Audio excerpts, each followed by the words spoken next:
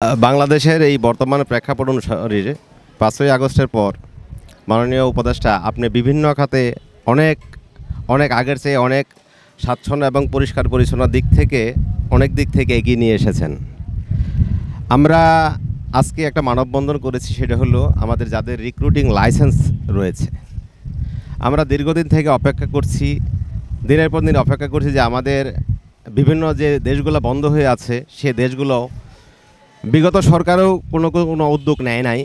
এখন যেহেতু আপনি সব বিষয়ে খেয়াল রাখছেন এবং নজর দিচ্ছেন এবং বিশেষ করে জনগণের দিকে তাকাচ্ছেন তারা কি চায়, সেই দিক থেকে লক্ষ্য করে বলবো আমাদের লাইসেন্স মালিক যারা আছে, আসলে আমরা রেমিটেন্স যোদ্ধা। আমরা চেষ্টা করি দেশের জন্য কিছু করার জন্য। সবাই তো আর সব কিছু করতে পারে না।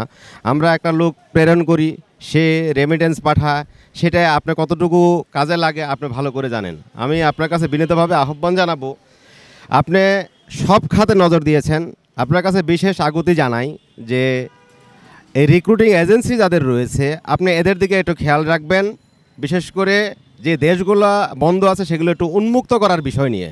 তাহলে আমার মনে হয় আপনি যেভাবে দেশের জন্য কাজ করে যাচ্ছেন, এই রিক্রুটিং লাইসেন্স মালিকরাও আপনার সহযোদ্ধা হিসেবে কাজ করতে পারবে বলে আমি বিশ্বাস করি।